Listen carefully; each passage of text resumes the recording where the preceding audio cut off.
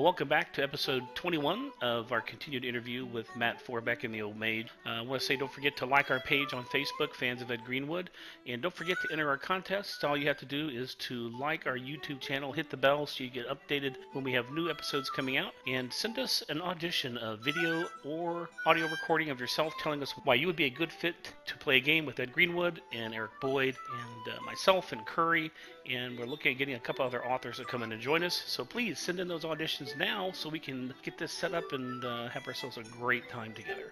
All right, so enjoy the second part of interview with Matt Forbeck.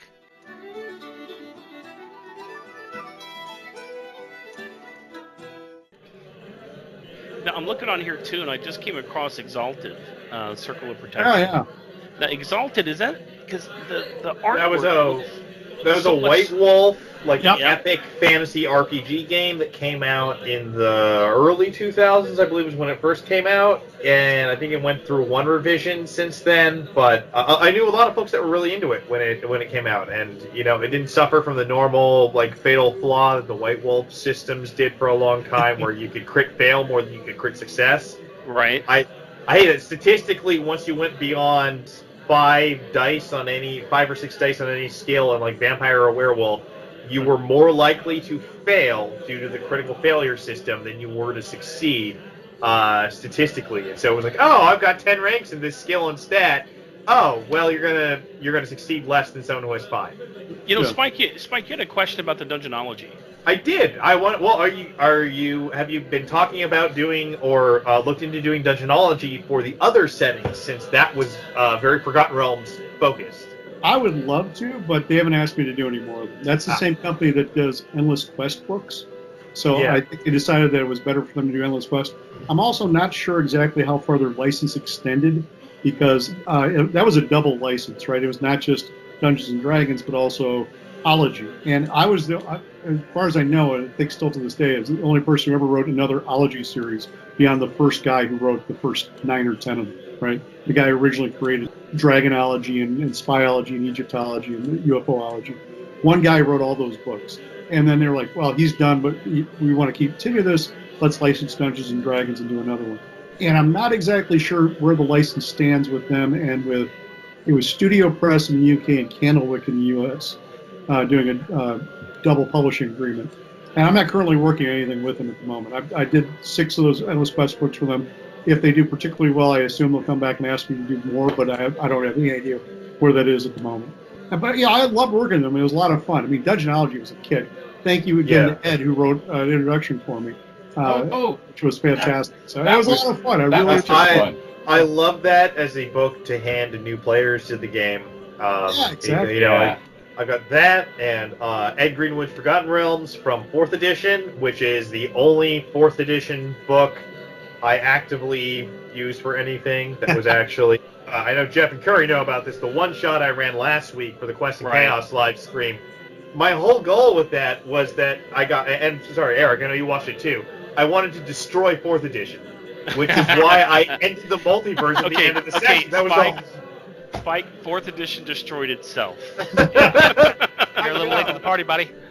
Oh, I know. I have people argue it's successful. It's like, you know what? If 4th edition was so great, Pathfinder wouldn't exist. And, as diehard a fan of D&D as I am, I switched to Pathfinder in 2008 because... A lot of people did. Right, and I saw my favorite authors going there, too. A lot of people contributing there, and... Actually, Matt, have you contributed anything for Pathfinder? I can't remember. Well, I love a lot of the guys at Paizo, and I've known Lisa since the White Wolf days, actually. So way, Lion Rampant days, actually. But I've never written anything for Paizo. So, James Byers has, I know that. Too busy. Yeah. Well, it's just Matt. I've seen your name in so many different things, but when I look at your bibliography, it's like I know I've seen this name more often than that. No, I haven't done anything with them directly in a long time. I did work on Apocrypha, which was the original game that then was turned into the Pathfinder Adventure card game. So I actually wrote the backstory for Apocrypha. That was a wonderful guy named Ryan. What was his last name? Yeah, Ryan drags us out to, actually, he's this .com millionaire living out in Kansas. Ryan Sands, that's it. and writes me and says, "Would you be interested in coming out to Kansas to help me work on a role-playing game?" I'm like, it's like the beginning of a bad writer's novel. Like I'm going to get mangled here or something. But it turned out it was fantastic. He was a really great guy. Took me out, showed me around, gave me the notes on his setting, and paid me decently, and then write it up because we're going to do a role-playing game based on it. And they hired in Mike Selinger to do the adventure card game version, which Mike enjoyed so much that he turned around and brought that to Paizo for the Pathfinder adventure card game before the Apocrypha game even was pitched to anybody. So. And now Apocrypha finally came out, I think, a year and a half ago, 2 years ago now. I remember seeing. I remember hearing that or seeing that somewhere, but it's not one I followed. No, it's this horror game. It's a great universe and a lot of fun, but it's definitely not your standard high fantasy stuff. Yeah, and certainly because I had a smaller market than the Pathfinder Adventure game, which is still a great game. I played some games with that with Mike selling things. It was a blast. Oh, that's fantastic. Now, wasn't there also you didn't work on Dungeonology, did you? Yep. Yeah. Dungeonology was his. Yeah. That was your. Yeah. Yeah. I mean, not.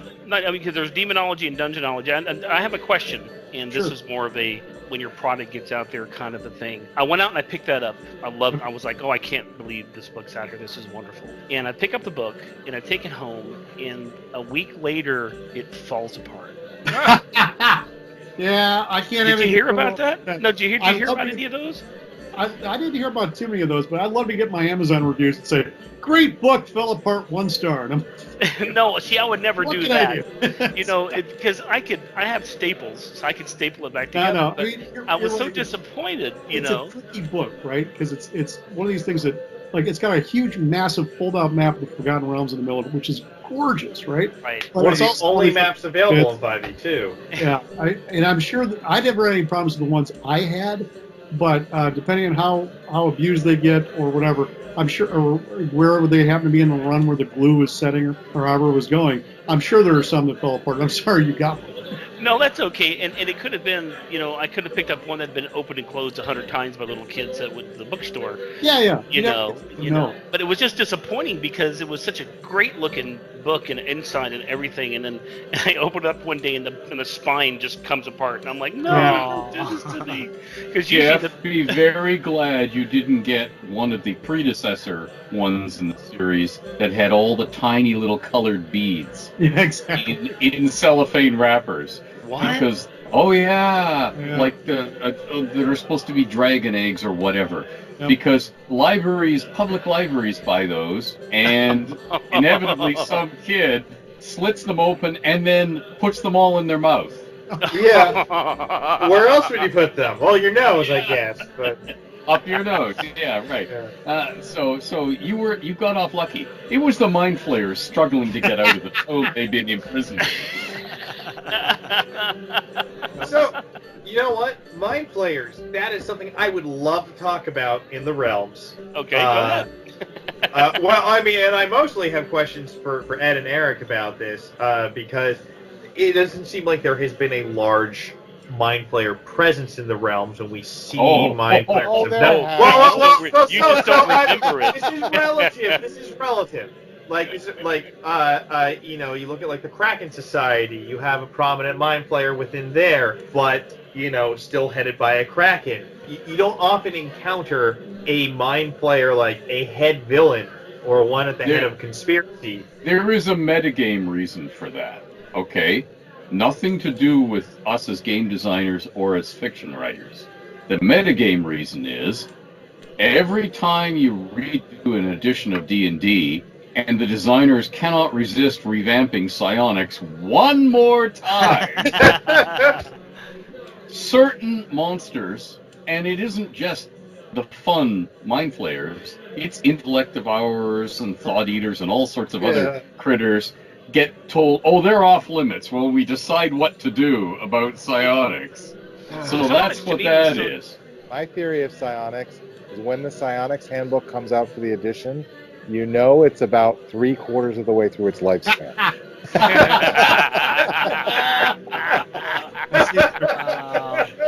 You can almost predict the next edition based on when the psionics handbook comes out. So we don't want any psionics handbooks coming out now. Well, I mean, they've started to introduce it because they've been teasing a Dark Sun setting for 4 or 5 years now for 5e. So that'll probably be what we see in 2021 or end of 2020. But they have been they're going hard on Mind Players now because of Baldur's Gate 3. There's going to be a Mind Player invasion of the realms that's happening now in 1492. Well, I guess the one in Baldur's Gate 3 is supposedly 100 years from the current timeline, at least from what the press releases have said, but is somehow going to tie back into what's happening now. We know there's going to be... But Spike, you've missed the fact they're already embedded. They work through doppelgangers, and they're in all the cities of the realms right now. Like Claven, head of the Unseen, who is a half doppelganger, half Illithid hybrid. Yeah, exactly. I may have gone through a template phase. Gone through? You're still in it, Eric. I've read through Dragon Spear Rift. Okay, but no, they really are. I mean, there are lithids all over the Sword Coast, which is the only part of the realms apparently. There's the only part of the realm. There's Chitchittle, which is under Waterdeep, which comes from the old comic books. There's Ellen Tall, which is underneath Anarok and is down with the Faerun, and one of the most famous Netherese arcanists turned into an Elder Brain. There's a little-known one called Larcellin, which is under the High Moor. So there's 3 Mind Flayer cities right there, and there's tons you can do. There's a character in one of Ed's old Dragon articles. I think it's from Dragon 128. And his name was... Glad you remember. Arwen, Archmage of the Moon Elves, I believe this was his title. And so George and I had to play with him recently. And he was on this quixotic quest to kind of keep the House of Stone from being overrun by creatures from the Underdark. And he may have gone into battle with a group of Illithids one too many times. So there's a lot you can do with Illithids, and I think there is a lot going on. And, if you can't find an Illithid, you can always go to Mert's Garden, and I think he's got a stone one there. Just hang out, petrified. You see, Spike, here's the thing. Here's the thing, Spike. In the original Monster Manual, and in the various iterations since, there are certain monsters that are supposed to be smarter than your average human. Yes. Some of them are like geniuses, as in beholders, and yet they behave incredibly stupidly, and they can't all be blamed on the vanity of the dragon. Oh, you adventurers can't do anything. Oops. But the smart thing to do is to avoid confrontation with humans who come with nasty swords, the sharp pointy things and spells, and wipe you out. So, of course, what they're actually doing is actually running Illithids to match their intelligence. And they have been faking out and misdirecting and hiding, and the humans just don't know how much they're being manipulated. It's sort of like the American economy and the 1% and the Bilderbergers and people running banks and so on. You don't realize how much you're getting hosed and foxed every day because they have no interest in becoming public enemy number one. So the Illithids are manipulating, and the poor humans just follow the cheese through the maze, follow the carrot that's being dangled in front of them, and they never know how much is going on. Unless, of course, your dungeon master chooses to reveal how much they're going on. And, of course, all these Illithids work with doppelgangers. So they decide which humans they're going to replace. And the doppelganger takes his marching orders and turns itself into that particular human, and the Illithid tells it what to say and do, and that happens to be the ruler or the Grand Vizier or the high bureaucrat in whatever local government anywhere in the realms. And that's what's going on and has been going on for centuries. Well, right. That's just what you would assume that creatures as hyper-intelligent as the Illithids are. I wish that we would see or had seen some Forgotten Realms storylines that maybe surface that more. I'm excited to see what they do with it. Right. They always got Deep Six for some mysterious reason. They wanted more sword and sorcery rather than intrigue and subterfuge, and I see that. I know. Last episode of the podcast, talking about Oromikos again. I put an Illithid city in the middle of Oromike. I was like, well, of course, where would they be but a place that shields them from all psionic and magical detection in the middle of the Underdark? And as soon as I did have a party discover it when the Gith finally found it and attacked, but... Yeah, they're Canadian Illithids. They're real polite, That's like, hey, can I eat your brains, eh? So there was one novel set in the realms that I can remember off the top of my head with an Illithid as a major character. Tangled Webs by Lane Cunningham. I was going to say, yeah, I knew it was in one of Elaine's novels. I just couldn't remember which because I knew it wasn't Elf Shadow. Yep, it was a very strange character, but it was quite interesting. So if you do want to go read a novel about an Illithid, go back and read Tangled Webs, which I have been reading a lot of lately, because it talks about that lost elven city off the coast of, I think it's the Purple Rocks or Gunderland. I don't remember which one it's off the coast of. There's so much going on in the Purple Rocks, because that's where you have Slarkrethel and the Kraken Society. Yeah. I know Ed is all NDA'd because they keep dropping these Easter eggs about it, and this is what we get for having Chris Perkins as, story manager or whatever for the past 2 decades. He's been reading all of Ed's stuff that gets cut, and then he's like, oh, I'll just have to take this tidbit and put it in the 5th edition now. I'll take this tidbit and put it in the 5th edition now. And I can't talk about any of it. I can neither confirm nor deny when I have these conversations with someone who may or may not look suspiciously like Chris Perkins. Hey, Ed, maybe we should have Chris Perkins on the show and then sit there and go, okay, number 1, in the NDA, we're going to talk about this. Yeah, I have a list of... Wow. NDA. It would be like getting a straight answer out of the Secretary of Defense or Secretary of the Environment, because the poor guy cannot tell you what he wants to tell. Every answer is going to be, I have no recollection of that. Well, he's gotten good at this. He has been planting clues to all the future storylines and all the 5th edition products that have been coming out. There's nothing that has happened you can't find a reference to 2 or 3 years beforehand in a publication. That's good design. Right, yeah. And you see every interview with the guy, he has that encyclopedic recollection, like Eric, of for him it's Dungeon and Dragon magazine because he worked in Dungeon for so long. But yeah, he knows all of oh yeah, I know every article that was published in those. As a lore fan, that's something I really appreciate. I want to see that more surfaced, because it kind of gets back to what you guys were talking about earlier, and this kind of sense of legacy that comes from this. We were seeing a lot of the material that so many of you have had a hand in creating, getting rebooted, or not even rebooted, but reintroduced to gaming culture. To be honest, a lot of these classic storylines I only knew about because of hearing about it in Dragon Magazine or reading about it in the Knights of the Dinner Table when they would do some kind of spoof of, an old crossover or something.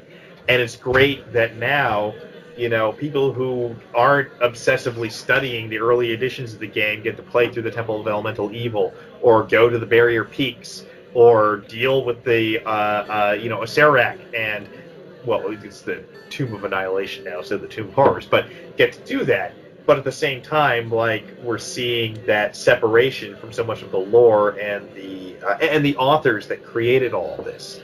And I think there's just so much there that I know for me in my games, I try to bring that forward. That's why I ask all the questions I do, because I want to find out as much as I can from you guys and be able to tell my players, hey, here's all this info that you can find from these great resources. So, Matt, tell them old war stories about TSR.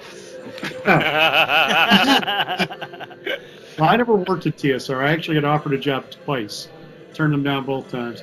Troy Denning always gives me a hard time about every time I see him, because he was the first guy to offer me a job. And I was living in Ann Arbor at the time with my girlfriend. He says, come on, you can see her on the weekends. I'm like, no. Yeah, come on. And then Tim Not Brown, the same. Exactly. Tim Brown offered me a job a few years later when he was in charge. He's like, we finally got to the point where I'm like, well, maybe, we're married now and might be interested in moving. how much money are you talking? He quoted me a number. I'm like, you got to be kidding me. Yep. More than that. Yep. It's like, why am I going to go work for you if I could make more money freelancing than I would be working in house? Right. Have to listen to a person tell me what to do. So I've got a little bit of an ornery streak when it comes to that. I'd rather be my own boss than sit in a cubicle with somebody.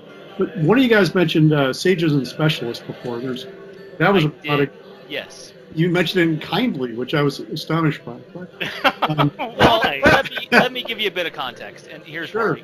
I remember back when I was first reading through that, one of the feels I got from it was like, okay, this seems like it's made for a role player, because the classes that were offered, like the scribe, the healer, the historian, these for me now looking forward seem to be like the progenitors to like the profession selections you would see in 3.5.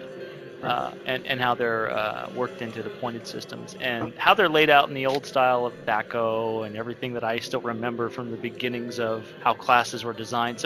So I loved the way that those particular sets of specialists were put together, because they weren't your run-of-the-mill guy with the sword and the guy with the wand. These were truly specializations that were made to be played from the player's point of view, not necessarily an NPC. So it definitely spurred on a couple of questions. One, can you tell me a bit about that type of character development back in the day? And two, does any of your gameplay, your personal gameplay, have any influence in that particular writing? Because I loved stuff like that back then.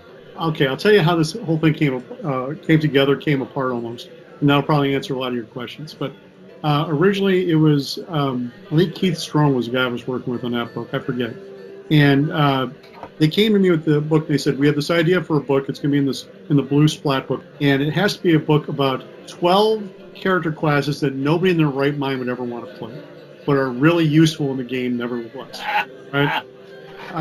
I'm like, okay, great. Okay. So we came up with a list of them. Like, we just wanted it to be 12. I'm like, okay, we do the math. It means I have roughly 10 pages for each character class, which means I have to write 10 pages on the apothecary and the cartographer and the accountant or whatever the hell. All these crazy things. You're like, okay, could be useful, but this is kind of insane. And that's more than they each got in the player's handbook, right? And I was like, okay, but we're going to hit these up and do them well. And then we came up with a system that they were kind of like sidekick characters. So as you gain experience, they could gain experience. And that was the actual last 8 pages of the book, not accounted for the 10 times 12 and the previous stuff. I'm like, okay, how do you fill that? We just started figuring it out. And it was a book where I actually wrote an ongoing story throughout. Every chapter started out with a 1-page bit of fiction that linked together as the main protagonist was going to visit each one of these ones. The idea was to show you what use that kind of secondary character class could be to adventure, right? And I made this little narrative that went through it. And then there was a full-page illustration. I'm like, great, I'll have to write 8 pages on each one of these for rules. Yep. Yeah. And I think I did a good job. I guess I get it. If you liked it, I did a good job. But it was hard, right? This was not something that naturally led itself to being a 128-page book. And I remember when 3rd edition came out, Keith Strom took me aside and said, Matt, I have one thing I will promise you is we will never do another book like Sages and Specialists.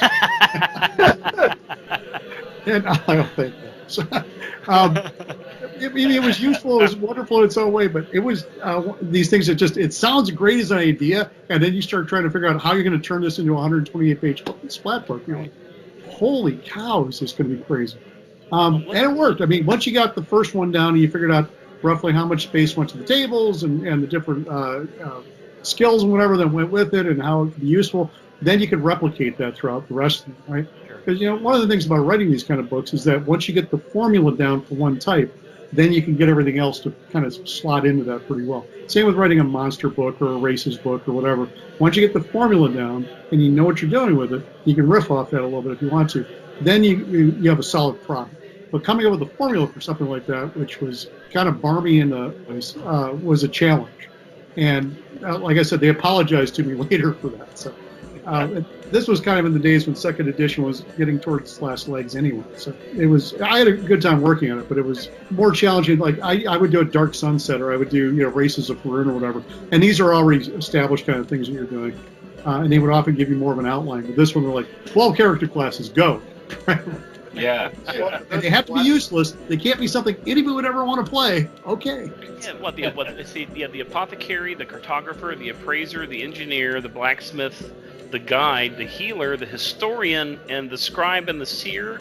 I think that's the last one. It's the seer. There you go. You know them better than I do at this point. Right? Ironically, that has come back to life in 5th edition with Acquisitions Incorporated. Here we go. Right. Like many of those roles, like those are now roles that you can take on within your adventuring corporation. Exactly. And it's very clearly, I mean, not like they were looking directly at that book, but that is that genesis for that of the, you know, the NPC classes, the more utilitarian classes, and the benefits that they offer.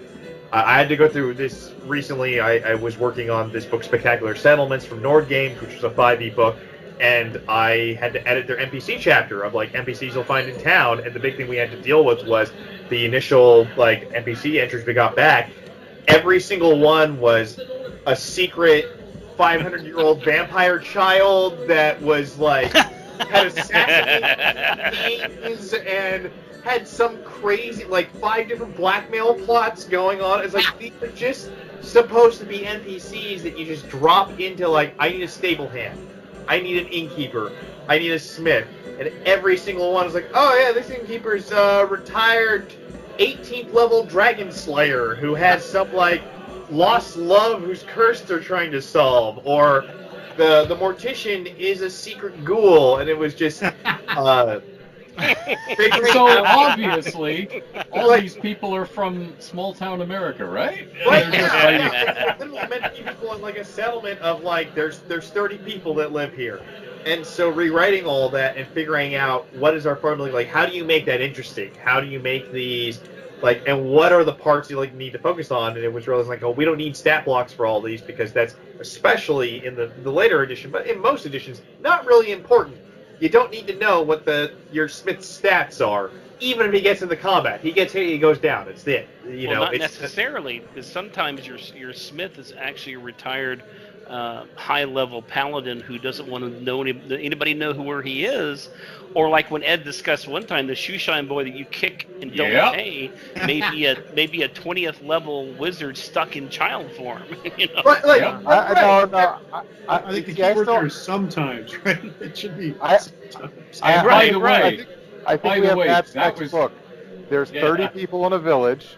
They're all doppelgangers, and none of them know that the rest of them are doppelgangers.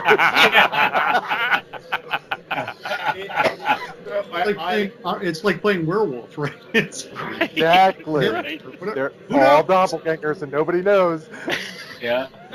And I put critters like that, people like that, all the way through the realms, and a lot of it was based on real life.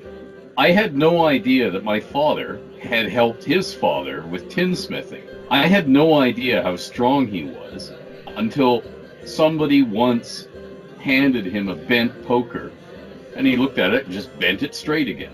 Wow. Right in front of me, and I sort of, my jaw dropped, and I said, this is the power I've been dealing with? Holy shit. I better not do anything bad. I don't want to get spanked by that. Because he was only spanking you with about 5%. That's why. Yeah, exactly. And then years later, when I was a teenager, I did a stint as assistant camp ranger at a scout camp in the summer. And that was basically so that the year-round paid ranger could have a little time off. And this guy, whose name was Roy Ashbridge, and who was an old, balding guy with a white mustache, the tractor for the camp once got a flat tire on this dirt road, and he just walked over and lifted the rear end of the tractor off the thing to undo the bolts for the tires. And we're all going, holy Lord! Because he's a wiry old man. You know, so all that stuff went into the realms. It's like, be very careful. There are hidden depths everywhere. But you're right. If you can overwrite that so that every person in town has a secret identity and, you know, puts on spandex when you're not looking and goes and punches through brick walls. Yeah. That's fun, but that's not D&D. That's another game. Yeah, like, no, exactly. CW drama is great, but yeah, you need some people who are just like, sometimes you just need a smith to be a smith. Keep it as simple as that, and finding ways to make the ordinary interesting. Like I know in running my own campaigns, I like to use a lot of big over-the-top stuff.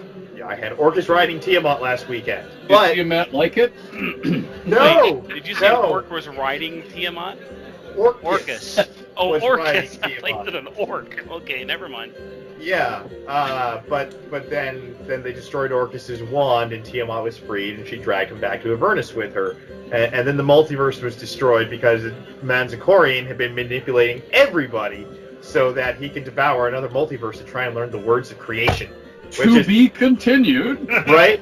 But that's tying back to some of one of Eric's favorite topics, the Spellweavers. That's always something that really fascinates me is the Spellweavers. I've always been fascinated with their fascination with the language of creation, which is like the programming language of the D&D multiverse, and that concept there is that of this words of creation, which we see in the Vecna series of adventures, because he keeps learning these little bits and pieces from the Serpent, which is supposedly the origin of all magic, and then in Dead Gods from Planescape in 2nd edition, where Orcus as Tenebris kills Manzikorian and a bunch of other gods when he learns one of these words of creation that allows him to kill anything, but it's going to destroy him because he's not divine.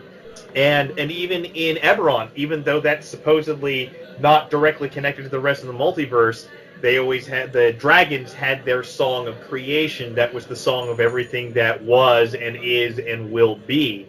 And this kind of continuing idea of this root code or language that allows you to hack the multiverse. It's how the Lady of Pain reset everything at the end of Die Vecna Die to create 3rd edition from 2nd edition. And and I love that concept of, because I mean obviously this is not what people had in mind when they were releasing the original the box sets and stuff back in the day in the Immortals set. But just seeing how there's been this growth of this mythology around there to kind of rationalize and explain what had come before and connect all this lore together and give you this ability to connect all these different, all the different worlds there, which I imagine that has got to be both like a hurdle when you're writing for it, but also can kind of be a boon, because I know, at least for me, like Matt, like I love riffing off of what someone has already done. Ed can give, like, I will have a hard time coming up with an ancient elven empire, but if Ed or Eric gives me a name, I can tell you, like, 3 pages solid of history for that place, just, like, coming up with stuff off of what they said. And that's why being a designer is such a heavy responsibility. Yeah. Because the fans are going to take and run with and parse everything you put on the page. Bah, bah, bah, bah. Oh, that's true. And Matt, I'm looking here too. I mean, you are so prolific in your writing. I'm feeding a lot of children. So. They're all going to go to college next year, so I got a lot to pay for it.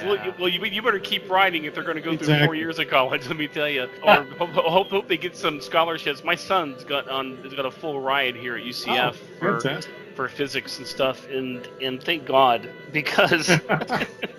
And thank God he doesn't want a car. It's only 30 minutes away from my house, so nice. I got to tell you, those Bright Star scholarships and everything that he got, he's doing really well. But I was looking at here, Blackwell Academy. Is that a YA novel? No, that's actually an in-universe book for Life is Strange, which was a series of video games that came out over the last couple of years. Yeah. Life is Strange 1 was essentially set in a private arts high school where a girl develops the ability to turn back time, just rewind the clock. It's a neat little game mechanic. And it's a great storytelling game. A lot of it's more point and click kind of type stuff. But it's also, it's got a wonderful story behind it. I actually had not played the game, but one of my sons was the biggest fan of it, Patrick. So, I mean, he bought it on every platform we had access to and played it over and over again. And so when the publisher approached me and said, I don't know if you'd be interested in this. I'm like, well, I don't know. Let me ask my son here. He's like, you're doing this book. Okay. Fine. Okay. So it was a great excuse to sit down. He actually sat me down and played the entire game through with me, looking over my shoulder, telling me what to do and all the different ramifications of this. And then they wanted me to do screenshots. It's essentially the yearbook or a guide to the school that they're in, plus a guide to the city. It's a flip book. You flip it over, and it's one on one side, one on the other. Right. And they wanted me to do screenshots of it too, I'm like, yeah, I don't know. I said, Patrick, can you do this for me? He's like, yeah, Dad, I got myself a no-clip mod. I'm doing my 4K monitor. I'm just going to zoom into your places that you couldn't even get to off the regular stuff. And he actually now has his first published credit as a photographer for the book. So he's pretty freaking thrilled. Great. And then we got to meet the director and the writer of the game at Comic-Con last year. And they did a panel. I didn't even know what was going on, but he went there and saw the panel. And he said, "Oh, Dad, they're doing a signing of our book at the Titan booth." Our book, I love it. Cool. So I go over there and I say, "Hey guys, nice to meet you." And they're like, "Oh, you're here. Come back here and sign." So I actually got to crash their panel or their signing and sign a book with them. It was a lot of fun. And it's this neat book where the main characters then go through and they deface it. They basically do graffiti and banter with each other and scribble all over the book and write nasty notes to each other. I got to say fuck a lot. It was a really fun book to work with. So, Nice. but that came out, I guess, last fall or last winter or so. And that was a kick to do. That was based on this video game. Life is Strange 2 is out right now. It's also a pretty amazing game. This is set in Life is Strange 1 and the prequel Before the Storm. So. You know, it's funny how you're like, I got to say fuck a lot in that book. I wrote one for Ed's Helma series, and I use fuck as a period. That's fair. It's like every other word. And matter of fact, one of the characters' name was Spike. Every other word out of their mouth was "fuck you." They just hated each other. But I was working on Ghost Recon Wildlands, which is a big open world game for Ubisoft. And eventually they're like, we need to tone the fucks down a little. Just fuck like every third sentence or something like that. Yeah, but you know what? If it's part of character development and it is essential, like, the character I wrote about, his name was Spike, and he was from New York. And that's what he talked about. Everything he came out of his mouth was, hey, how they hanging scrote, or, douchebag, or, so he kept using words like and phrases like that, so it was colorful. And at the end of the story, when the main character was being tortured, the guy kept asking the questions. He would just go, "Fuck you, fuck you." He wouldn't answer them, But to me, it was essential to the character development. Yeah, of course. So Matt, this was the product in which you gave less fucks. That's right. By editorial direction. Oh, excellent dad joke there. Actually, the Matt, I guess you've written a lot for the young adult and kind of middle school genre, and which is great because you've shown you have a knack for being a gateway for kids into. I know as a gamer who got started at younger and had everyone who was a lot older, it was always hard to break into these scenes, and you seem to have really made a specialty out of being able to do that, and translate these franchises into something that kids can understand. Is that something you sought, or is it just something that came from having 4 kids at once, or? I think part of it was having a lot of kids in the house, but one of the first series I wrote for Wizards of the Coast was something called the Knights of the Silver Dragon, which was one of their first YA chapter book series that they did. They did one set in Dragonlance, I think, about the same time. But so the first one I did was called The Secret of the Spirit Keeper, and it was the first 14 books. I wrote the last 2 in the series as well. And that was, I think, kind of got me into doing that. They had originally asked me to do one of these Iconics books that they were doing back at the time, and they were even doing them under a pen name, a house name. Can't remember what the name was, but fortunately I didn't end up having to do that. But then they switched over to Wizards of the Coast, and Wizards was more interested in doing this kind of book, breaking open this Mirror Stone, I think was the imprint that they had going over at Wizards at the time. And the funny part is when I write these things, I don't really dumb them down a lot. I don't really. I might keep the language a little bit cleaner. I literally do give a lot less fucks than those because it's a different audience. But I don't. And the plotting and the characters and all that kind of stuff, I put just as much effort into those as I do into a traditional, more adult book. Because I think kids are pretty sharp. I mean, they're good readers, and they really don't enjoy being talked down to or reading something that's a kiddie book.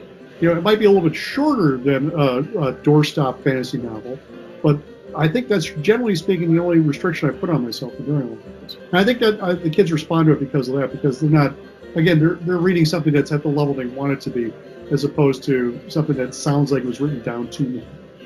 Well, are there certain things that you try to focus on more, or that besides swearing that you avoid?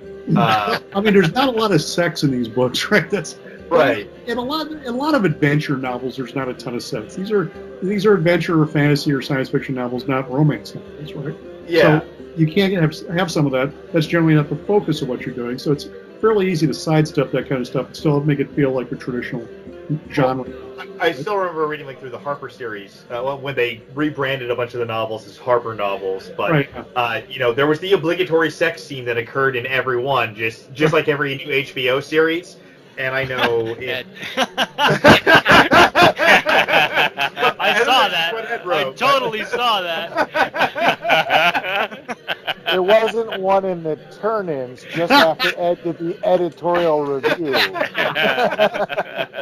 I like the fact that whenever Ed would send in those sex scenes, they would have to read them out loud. What was it, Ed?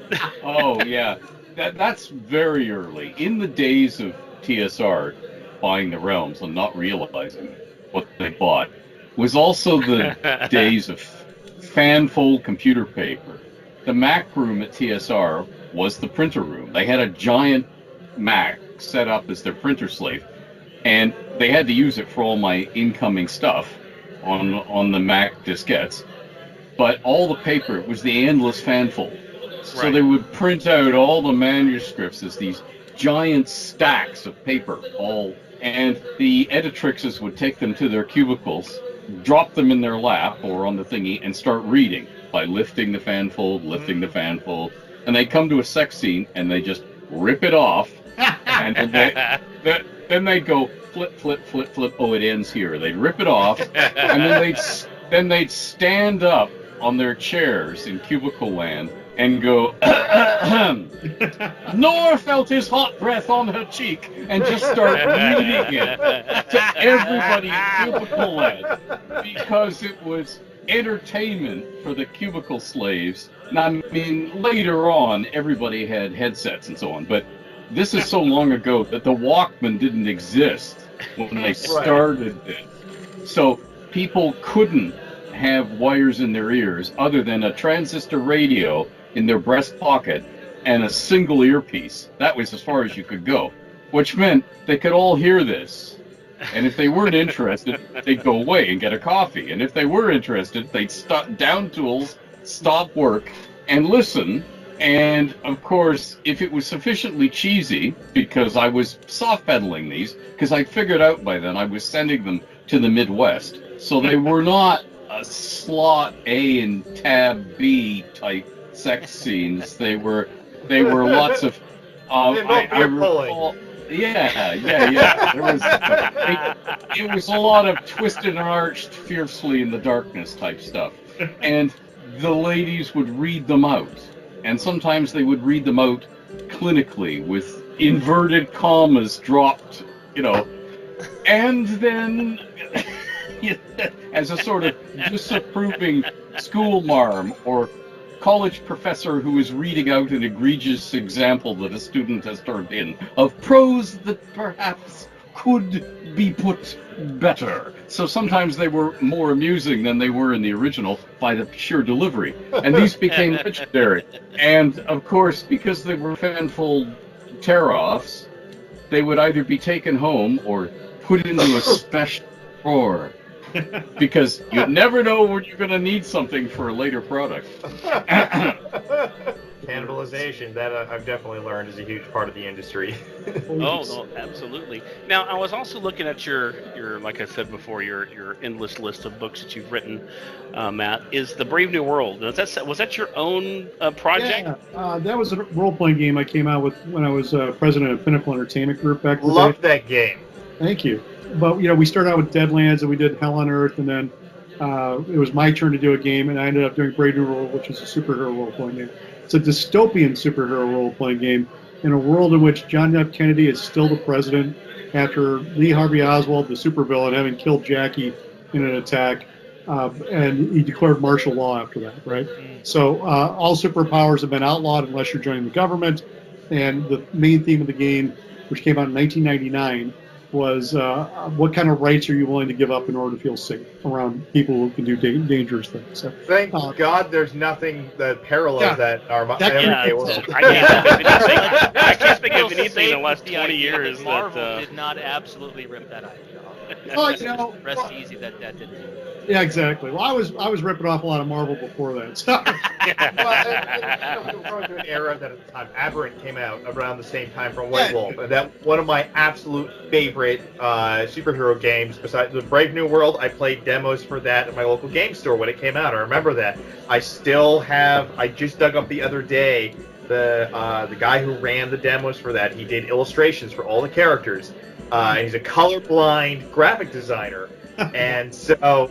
Yeah, and I dug it out the other day because he finally got some of those glasses that allow you to see in full color if you're colorblind, and he was like really excited to be able to see some of his old work that he didn't have anymore, because he was guessing just off of like the computer told me it was the right color. Wow. Yeah, it was. Alan P. Edgars. He was the Raven. He was meant to be like a Batman type character, and in that demo, some evil robot tried to assassinate a political candidate. Very in genre for that. Yep. And I ended up tearing off the robot's arm and modifying it into like a claw arm that my character used for the rest of the session, just tearing through guys.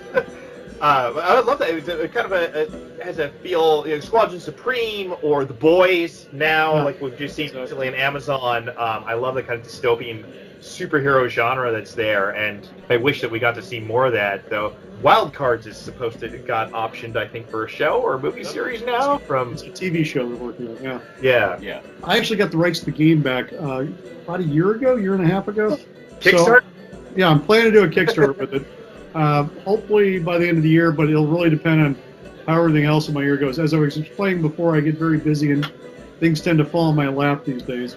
So I always have like 3 projects in the back here that if nothing falls in my lap, guess what? I have this coming out right now. Right. And that has been on the top of my list for about a year now. But other things like Minecraft novels crop up every now and then. And they seem like good money and fun at the time, so that's what I do. No, that's terrific. Now, it seems like a lot of your novels seem to follow like a dystopian future. Well, future's dark.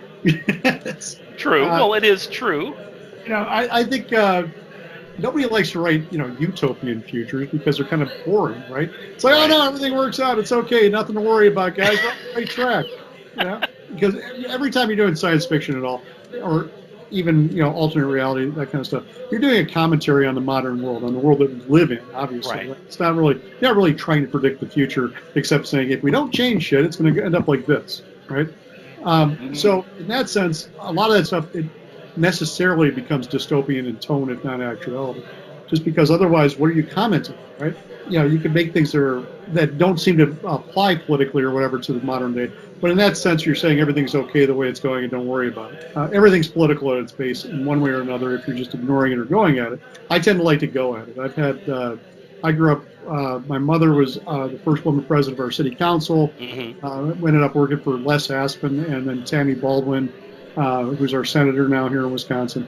And I was at 5 years old walking around stuffing leaflets into people's hands and literally out of our little red wagon that we were dragging behind us. So we've always been fairly involved in getting things done. My dad was a judge here for many years.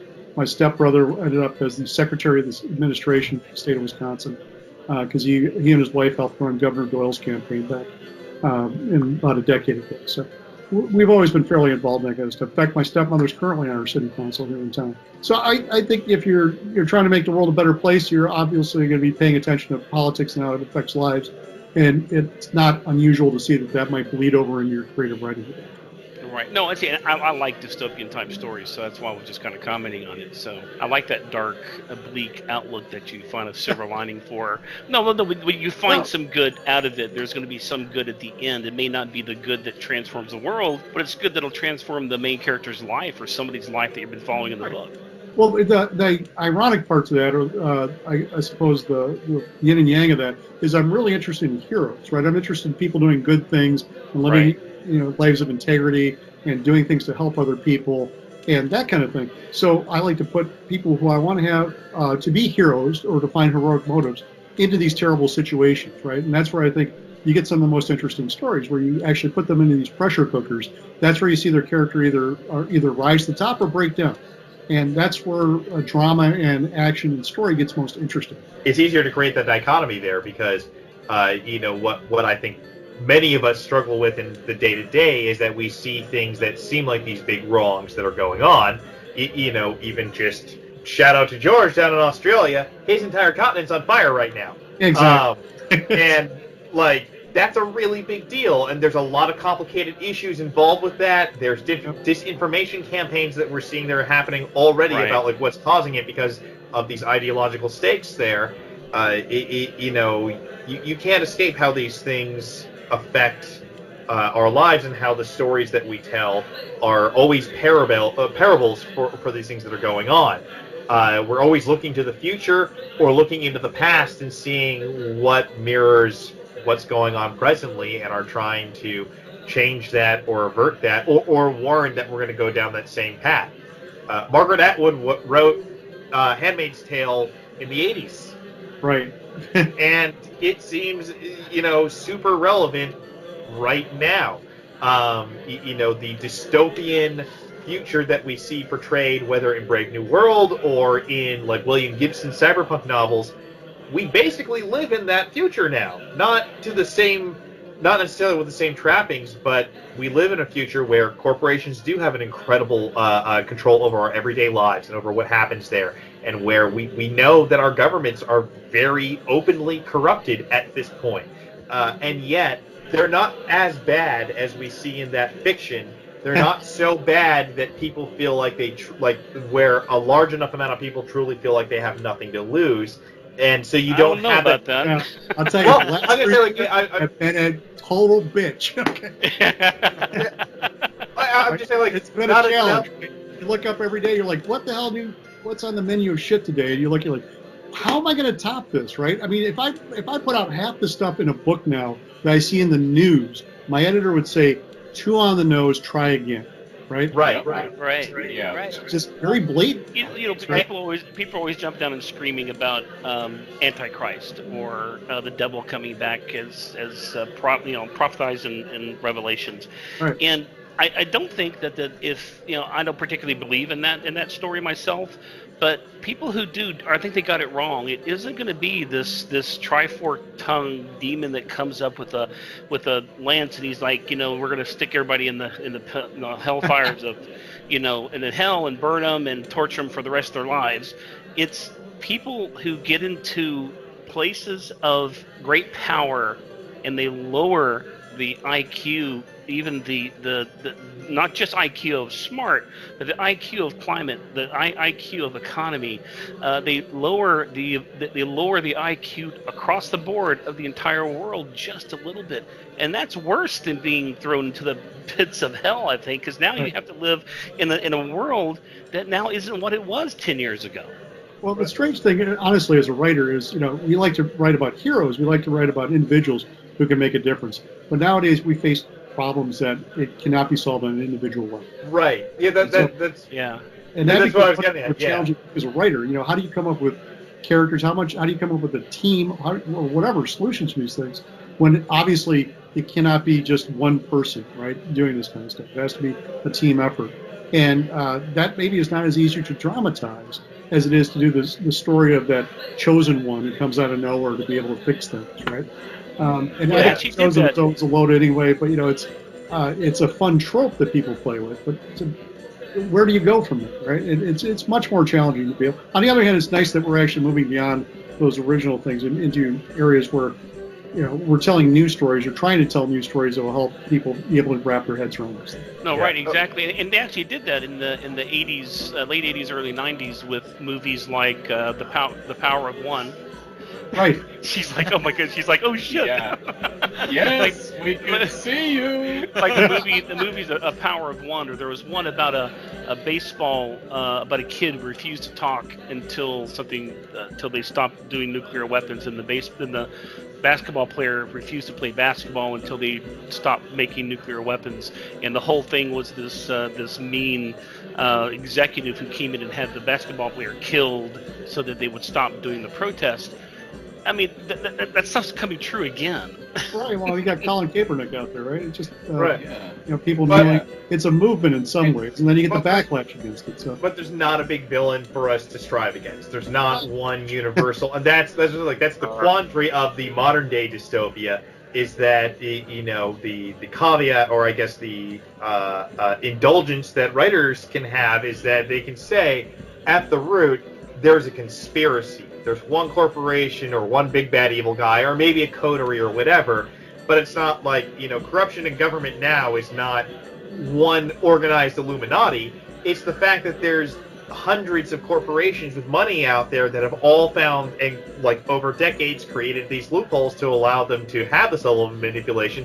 They're not all coordinating together, getting together the Bilderberg group or whatever, and be like, this is this year's plan for world domination. right, yeah. They're all acting in self-interest. But Right. Well, that's the trouble. We've got a system that incentivizes that self-interest, right? so how do you be a hero in that system when there's 50 villains?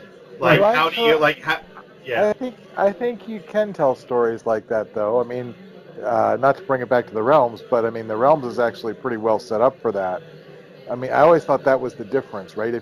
And I loved the Dragonlance books, and I read all the Dragonlance books, but you kind of felt like there was one story going on in the world Right. at a time. And, one of the things I always liked about the Realms was the fact that you have constant stories going on against each other. You feel like at the next table they're solving a different math evil problem, that you guys got that one, we got this one, we're all good kind of thing, because the guys at the third table, they've got theirs as well. So I think if you tell stories that are sort of the intersection of lots of different power groups and trying to navigate your way through to at least one small victory for the forces of good, you can actually tell pretty compelling stories that are reasonably similar to what we're going through in the modern era. Well, And it that's gives the people at the gaming table their chance to do something where in Sure. real life they Yeah. feel utterly powerless. Right. And my father used to tell me the reason why Star Trek was so popular when it first came on board was because it reassured everybody who was in the depths of the Cold War with the Soviet Union and the U.S. with their fingers on the button to send warheads and annihilate the globe. It's like, it says, no, we don't do that. We survive when we go out into the the stars. It's okay. yeah. You know, and you see a and- bridge. So you see a bridge crew that is, a white American, a Kenyan woman, and a Japanese man and a Russian man all working together Sure. Yes. toward the same goal. Yeah. It was a reaffirmation that we get through this. We muddle through somehow. And of course, the danger is, then some people will think, well, we'll muddle through this. We've muddled through everything before. Sure. At At 11:59, one of we these, got over ourselves. yeah. Well, Yes. even in Star Trek, though, there was a global apocalypse, and civilization had to restart before we were able to get to that utopian future. There's almost no utopian futures that happen that you find in fiction that aren't predicated on essentially on civilization having to be torn down and rebuilt at some point along those lines. We never get from where we are to utopia. At least, I mean, I'm sure there are examples out there, but generally, without the guillotine. yeah, right. Boy, this What? is an uplifting. Well, I think there's a reason for that, though, because if you want to write a compelling utopian future, your audience is people who are thinking to themselves, there's no way out of the current dystopia, right? Right. And so if you say it all works out, we muddle through and we evolve there, you're not actually talking to the person who is saying there's no way through this. And so the teardown phase is sort of, here's the magic piece, right? You know, we know how we start and we know how we end, and the hard part is explaining the middle, and so that's sort of the there be dragons, here be magic kind of part of the story. Yeah. Well, I think part of, like you were saying, the beauty of the realms is that there is room for lots of stories like that to happen, and it is a constant story of civilization being torn down and rebuilt and torn down and rebuilt. And if you wanted to say, like, what while the Sword Coast is the focus of 5e, what's the central nation or the iconic nation in the realms? Like, there isn't one. The closest you get is maybe Cormyr, and frankly, that's only for folks that are familiar with the older editions, and that's not a given at all. You can't I was say. going to vote for Faye, but you know. And interestingly, the story of Zast Tam. That's all it's been the whole time. Interestingly, the whole thing about the realms in the beginning, when Jeff was quizzing me about it, when they were thinking of buying it, they said, you know, we've put all the resources of the company for 2 years into doing Dragonlance, and it's the world of one epic story. And what do you do for an encore? And of course, the Dragonlance novel line goes back in time and tells the backstories of all the companions of the Lance, and there's something anticlimactic about that. And immediately said, okay, if you're pitching the realms as an elevator pitch, what is it? And I said, it's the land of 1,000 stories, not the land of one story. And he goes, that's great. and then he said, oh shit. And I said, what? And he goes, I don't know how Jim, meaning Jim Ward, I don't know how Jim is going to explain that to Lorraine. and I said, that's easy. Take out one of the thousands. It's the land of 1,000 stories. And he goes, that might work. Bye, and hung up the phone. Nice.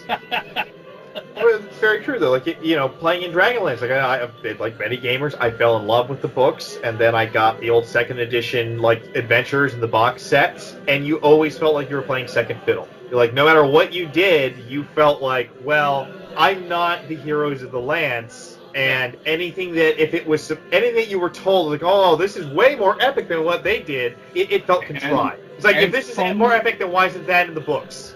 Yeah. From the beginning with the realms, we were doing Marvel Comics.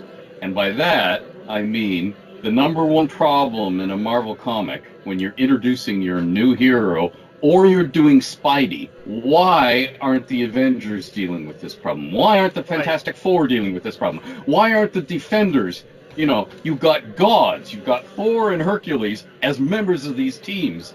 What do you need a guy who puts on spandex and goes around New York by night with his webbing? What do you need him for? So, of course, the number one thing you had to do was explain how they were busy somewhere else, saving the universe from something else, so this was on your plate. And, of course, from the realms, from the beginning, okay, why isn't Elminster dealing with this? Okay, because all of Mistress Chosen, first of all, they're not good guys. Their object is to obey Mister to spread magic, not save the world. That's for your adventures. How do we make that clear? We say it. That's too on the nose. But I mean, that was the number one problem. Make sure, and we were told that in our early novels. Make sure you account for why Elminster isn't saving the day. Yeah. You know, say it somewhere. Yeah. That's the ongoing. Otherwise, why do you have any of the? Why are we publishing any of these adventures? It should just be a news story of how Elminster and the Chosen showed up and killed the dragon. You know, and it's like that's not what we're in the market for. So from the beginning, we had to say, okay, they're busy doing this, they're busy doing that. It's a big place. There are a lot of fires to put out. There are too many fires for anybody to put out. That's where you guys come in. And by the way, that gives your adventurers room enough to be rogues, thieves we called them back then, and get away with something for long enough to be old enough to be characters. Sure, yeah. Well, it's one thing I appreciate in the novels that everybody at Forgotten Realms has written, but especially you, Ed. There was a couple, and I'm blanking on which ones they were because I did a fury of reading. I had to work. I used to work as a transplant coordinator in Orlando, and I would spend 36 hours on the weekend. I would work two 18-hour shifts, or two 16-hour shifts. I'm sorry, 32 hours, and I would read 3 or 4 novels for that weekend. But what I really enjoyed was that especially Elminster, I want to recall sort of what happened, is he didn't always come out smelling like a rose. And what I mean by that is not that he was the bad guy, he was sometimes, but that he would walk away. I remember one when he walked away with his hand was basically nothing left but a stumpy fingers that were charred and falling off of his hand, because he dealt with, I think it was Zastam or the Malgrim. I think it was the Malgrim. I don't remember. But that's appreciative. You don't want that's one of the reasons why I could get roasted for this is I don't particularly like Superman now, because Superman is too indefensible. I mean, there's only one thing that really can hurt him, and that's kryptonite. And you don't have that. The guy is nigh in 46 colors.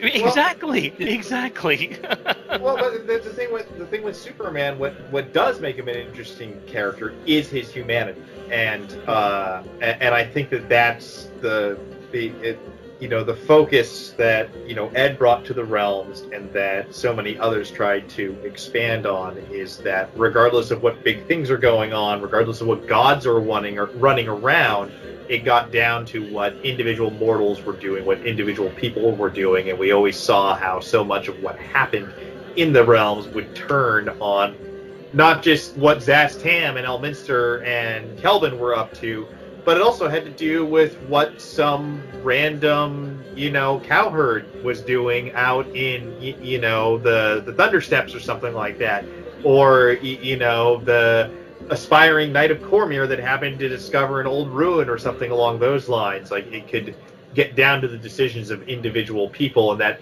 humanity always seemed to be what was such a big factor. And I think that's what made the story so much more powerful. Even with the interactions with the gods, we see the humanity that comes out in Mystra and some of the other gods throughout the writing, and that is what makes them more compelling, much in the same way that Marvel characters tended to be more compelling than DC characters, because they did not start out as literal gods, but were like, well, I have superpowers, but I also need to pay my rent and have a job and try and maintain a reason.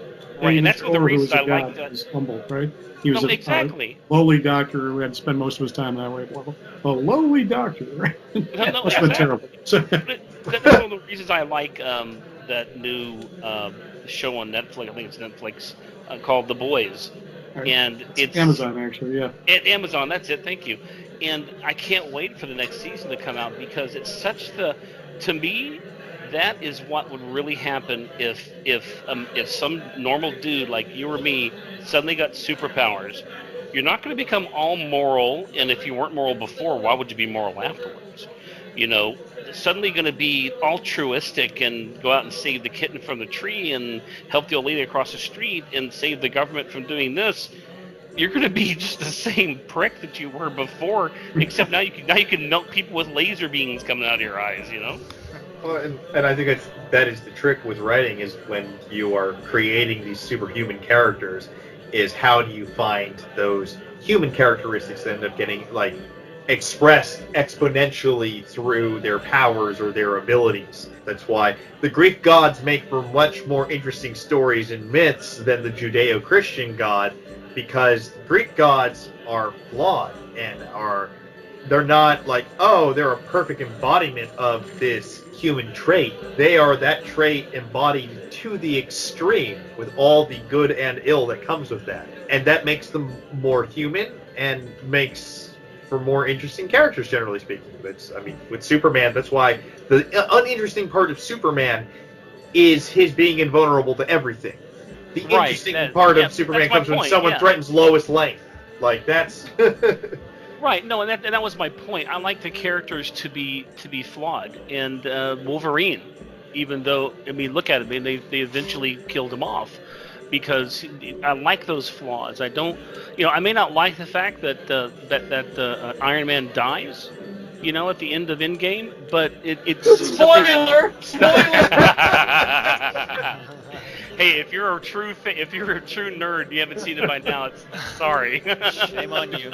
Shame on you. I've already seen it 3 times. Game of Thrones, I haven't watched that yet.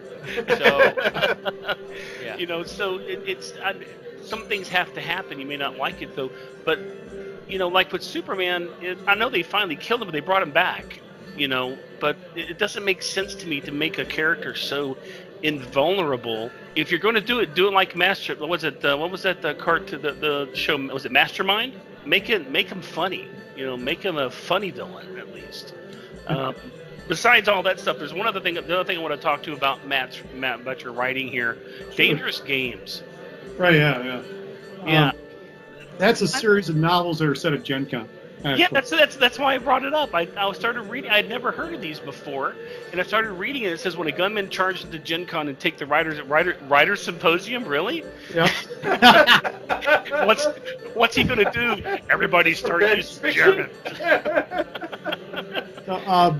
Well, that actually started out. I did that as one of those Kickstarters again, where it's a trilogy of short novels, and the first one is a murder mystery, where a world famous game designer is killed at Gen Con. And a newbie game designer who's new to the industry comes in, and he's just fresh out of the police academy, and he solves the murder, right? And we actually, when I ran the Kickstarter, we had people, you know, putting in money to see who would get different characters. Nobody wanted to be the murder victim. I couldn't find anybody who wanted. Well, nobody signed up and paid money to be a murder victim because, of course, no game designer could afford it, right? So, but Alan Varney writes me and says, Matt, please kill me. Alan, if you say so, I'd be happy to knock you off of this book. And the best part is I wrote the book. I turned over the chapters about him where he killed me in the first few chapters of the book, and he rewrote them for me. To make it. Really? He wanted me to kill him properly. So the first book is basically a murder mystery. The second book is a crime story, and the third book is essentially Die Hard meets Gen Con, right? Right. That's the one I pulled up. Yeah. Yeah, exactly. That's How to Win. That's the third in the series. So, and it's the same character going through it all. And basically, it was just I've been to Gen Con. This is going to be my 39th year in a row coming up. Wow. I've been going since I was a little kid because I grew up in southern Wisconsin, and I haven't missed a year since I started going. And I love it. It's one of my favorite things of the year. It's I do a lot of different events there. I run the Diana Jones Award. I do all sorts of other things with the Writers Symposium, with the game developer stuff. And it was just kind of a love letter to Gen Con. I cleared it with the guys at Gen Con before I wrote it. I'm like, okay, Peter, I'm going to do this murder mystery. He's like, yeah, fine. I'm like, well, I'm going to include some of you guys in there. Yeah, it's fine. So actually, a lot of the Gen Con staff is in there. I name drop lots of game designers and writers in there too. It's fun. Will Wheaton appears in one bit. I asked him if that was okay, because he had been at Gen Con to accept Diana Jones. Shut up, Wesley. This has to be part of the story. It has to be part of the story. Shut up, Wesley. I think I used that. Actually, he also appears in. Actually, he doesn't appear, but a character he plays appears in the Leverage tie-in novel that I wrote, the TV show Leverage, because he plays a hacker on that, an evil hacker named Chaos. And at one point, he shows up and says. He shows up to the good hacker and says, "Hey, Hardison, we're going to go play Dungeons and Dragons with Will Wheaton. Come on." So, a pretty self-reflexive thing going on there where a character he's playing is going to go beat himself as an actor. And it turns out to be a trap. Right. Now, do you still run those? I know that I had signed up for one of your, I don't know if it was a game or the writing seminar for Gamehole Con. I wound up not being able to go last year. Right. And every time I go in to sign up for these things at Gen Con, they're sold out. I mean, immediately, it seems like. Sure. Yeah, the Writers Symposium is fairly popular. There's usually a way to get into a lot of the seminars. They run 4 different tracks weekend long, which is amazing, right? So some of them you can get into, some of the more popular ones, especially with whoever happens to be the author guest of honor that year, who they're bringing in, usually doesn't show up and is in high demand. Those can sometimes be hard to get into, but a lot of the times you can get into the other ones. And even if they say that they're sold out, you could probably just show up anyway. There's usually a few chairs open no matter what they want to talk about. Yeah, because I That's know what- my son has really wanted to get into that. He just discovered Dungeons and Dragons his last year of high school, and he's in his third year of college now, and he is running like 3 games a week. Yeah. And yeah, he before he had nothing to do with busy playing Pokemon, and so wow, I don't know what was that. My friend wrote the third edition Pokemon adaptation. My friend Frank Trollman, who eventually wrote for Shadowrun, and had an ongoing feud with Skip Williams on the Wizards of the Coast forums during the 2000s that escalated to the point where Skip had to ban him because they had very, very deep disagreements about monstrous race level adjustments and how everything Skip had done in Savage Species was wrong. Sure, why not? Sure, why not? Why not? So what I'm going to do, and my wife, like I said, is probably going to go to Gen Con this year. So we're going to try to sign up for some of your things. Oh, be cool. Before they sell out, at least. I try to get my son in there too, because I know there's one day. I mean, we all get together. Me, Eric Scott to be, Brian Cortillo, and some other people get together, and we play a game.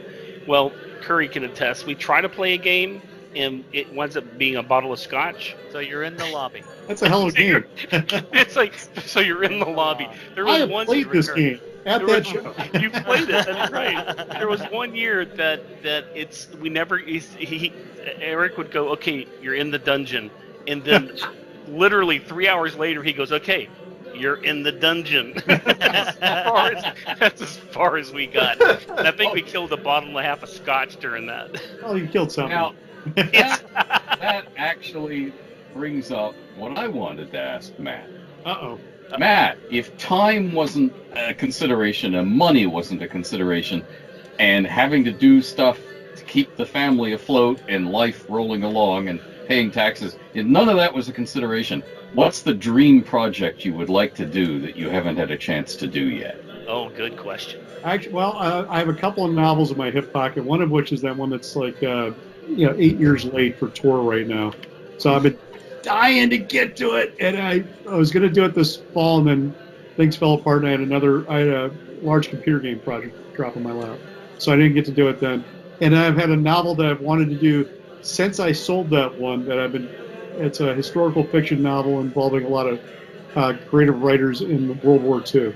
Actually, kind of think of the League of Extraordinary Gentlemen, but it's actually science fiction and fantasy writers. I'd say more, but I'd be spoiling stuff. So Yeah, no. I'm dying to get to work on that one. Honestly, though, if money wasn't an issue, I'd probably take a couple years off and sit on a beach, right? Yeah. I like the fact that money and the requirement for it drives me to create, because otherwise I would probably be too lazy, right?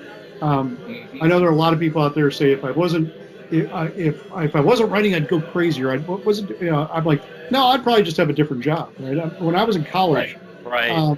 I actually started out with a creative writing degree and a engineering degree for electrical engineering and computer science.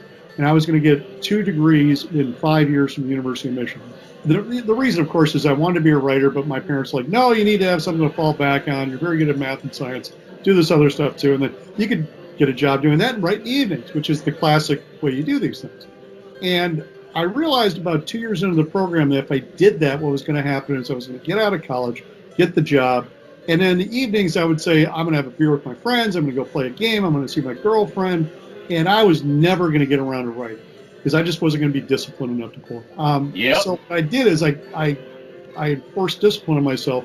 I cut out the electrical engineering and computer science degree, went for the creative writing degree, graduated in 3 years total, and then dove directly into freelancing. I actually went out to Games Workshop and got on a student work visa, got a job there with them for 6 months just by knocking on the door and ballsing my way into the place, right? And I've never really looked back. I always thought if I screwed it up entirely, I could go back to college and finish off those 2 years and get my engineering degree. But now that was 25 some years ago. So I think my expiration date on that has long since passed.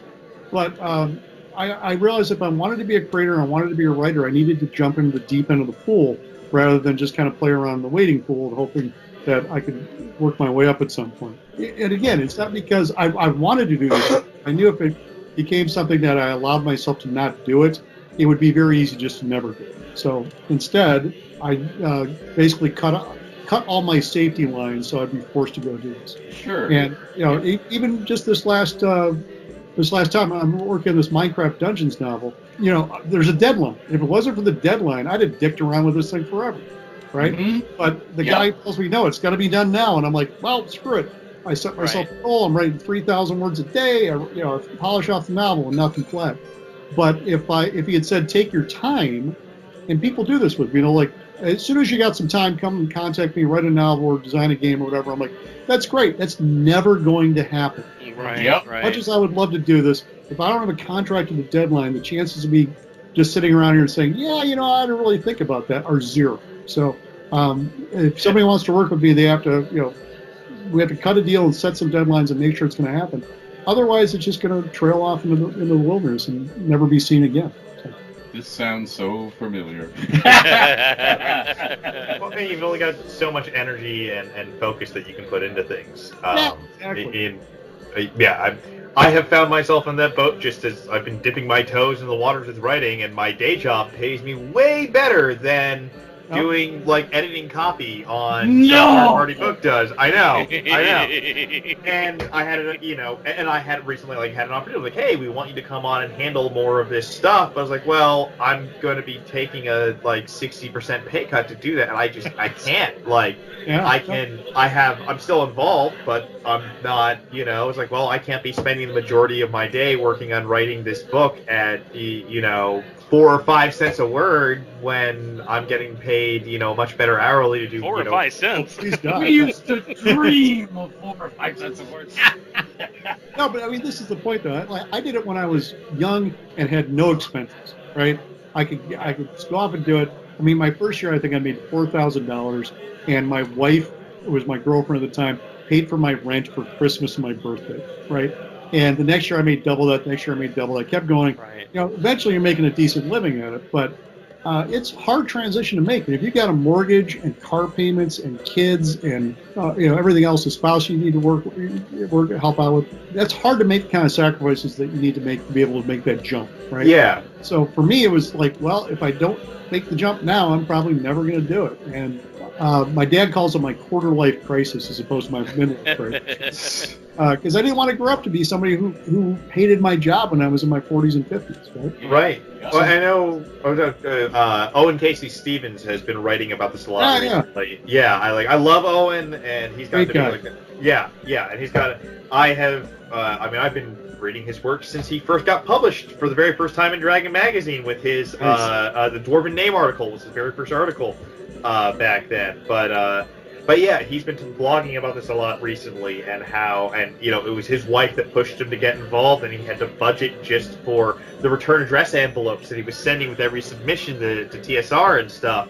But and how it is such a big sacrifice, and kind of reflecting on that because he's in this position now where he has unexpectedly ended up freelancing again. That's a whole mess there, and him and LJ deserve much better than what happened, especially after his amazing work on Starfinder at Paizo. But he's working his way out of it, and he's having to fall back on a lot of those skills. But it's just really interesting to see that and how it is such a dramatic.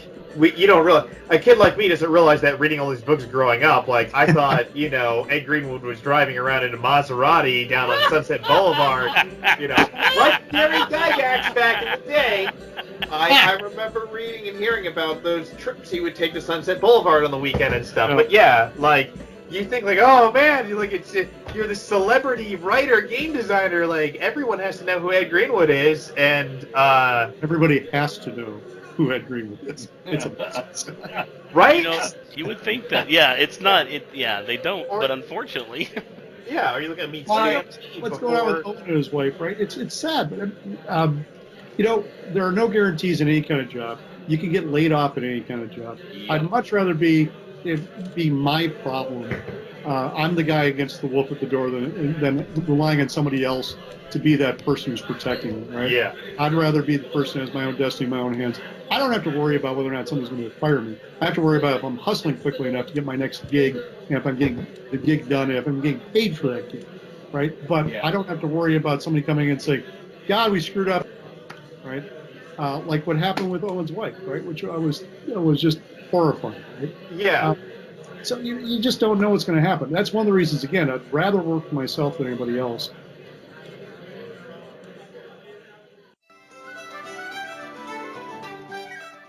Well, we hope you enjoyed episode 2 of Interview with the Old Mage with our special guest, Matt Forbeck. Join us next time. We will have the rest of this interview. It's about another hour or so long. We do hope you enjoyed it, and as much as we enjoyed our time with Matt. Again, don't forget to like our page and to click the like button or subscribe to our YouTube channel and hit the bell. And please don't forget those auditions sent in so we can get somebody in, some lucky fan to come in and play with that Greenwood. Until next time, keep playing in the rules.